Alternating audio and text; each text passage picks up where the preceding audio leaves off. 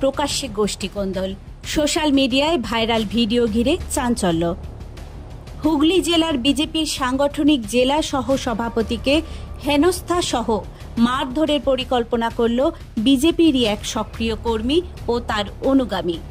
Viral হওয়া ভিডিওটিতে দেখা যাচ্ছে গতকাল রাতে হুগলি সাংগঠনিক বিজেপি জেলার দপ্তরে বিজেপি জেলার সহসভাপতি গোপাল উপাধ্যায়কে হেনস্থা করছে তারই দলের এক সক্রিয় কর্মী শাশ্বত বন্দ্যোপাধ্যায় সহ তার এক অনুগামী।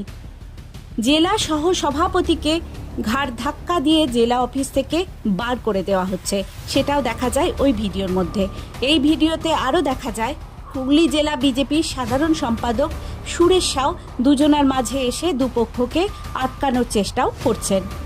এই ভিডিও ভাইরাল হওয়ার পরেই চাঞ্চল্য ছড়িয়ে পড়েছে হুগলি জেলার রাজনীতির মধ্যে।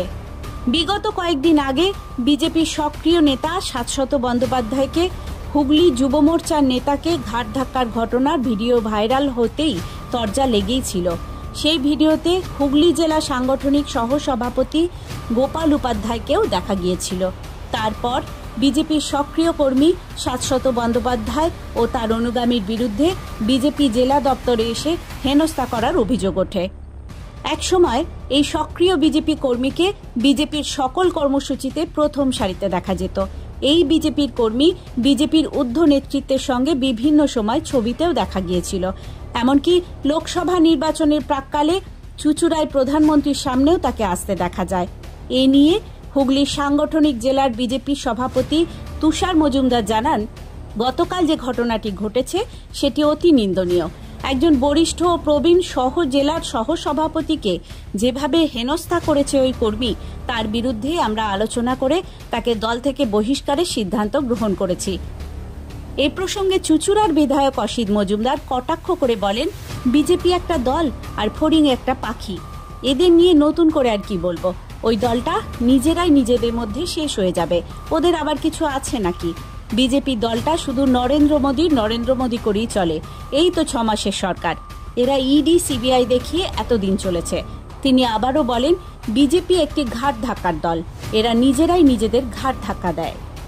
দেখুন, সেই মুহূর্তে আমি ছিলাম না, কিন্তু পরক্ষণে আমি যখন জানতে পারি সেটা নিয়ে আলোচনা হয়েছে আমার। তো রাজনীতিগতভাবে যেটা জেলায় হয়েছে সেটা খুবই নিন্দনীয় বিষয়। আর যাকে হেনস্থা করা হয়েছে সম্মানীয় আমার সহসভাপতি, আমরা একসঙ্গে, আগে সাধারণ সম্পাদকও ছিল আমার সঙ্গে, আমরা একসঙ্গেই ছিলাম, এখনও আছি, একসঙ্গে কাজ করি। কিন্তু এটা যেটা করা হয়েছে খুবই খারাপ কিছু করা হয়েছে।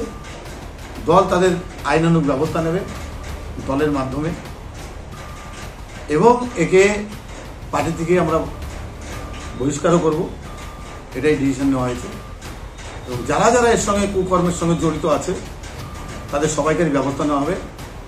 ভারতীয় জনতা পার্টি একটা নির্দিষ্ট কালচারে চলে বা নির্দিষ্ট নীতি আদর্শ আইডিওলজিতে চলে। যে যার মতন ইচ্ছা করছি যে কিছু করবে সেটা ভারতীয় জনতা পার্টি মেনে নেবে না। কাকে বহিষ্কার করা হবে? ওই ভিডিওতে দুজনকে দেখা যাচ্ছে। যারা এই মধ্যে জড়িত আছে, শুধু দুজন নয়, আরো যদি কেউ থাকে তারাও তার আওতায় পড়ে যাবে। বিজেপি একটা দল আর ফড়িং একটা পাখি, এদের নিয়ে কি বলবো বলুন তো? ও দলটা নিজেরাই নিজেদের মধ্যে শেষ হয়ে যাবে। কিছু আছে নাকি? শুধু নরেন্দ্র মোদী করে। আর দেখুন, একটু 6 মাসের সরকার, এই মানুষকে ইডি সিবিআই এই করে ভয় দেখিয়ে আর কদিন যাবে? মানুষের কোনো হোমেও লাগে না, যোগ্যেও লাগে না, না হোমে না যোগ্যে পার্টি একটা। আগেই আমি বলেছি যে এরা ঘাড় ধাক্কা খাওয়া দল, নিজেরাই নিজেদের ঘাড় ধাক্কা দিচ্ছে। অদৃশ ব্যানার্জির রিপোর্ট, হুগলি টাইমস।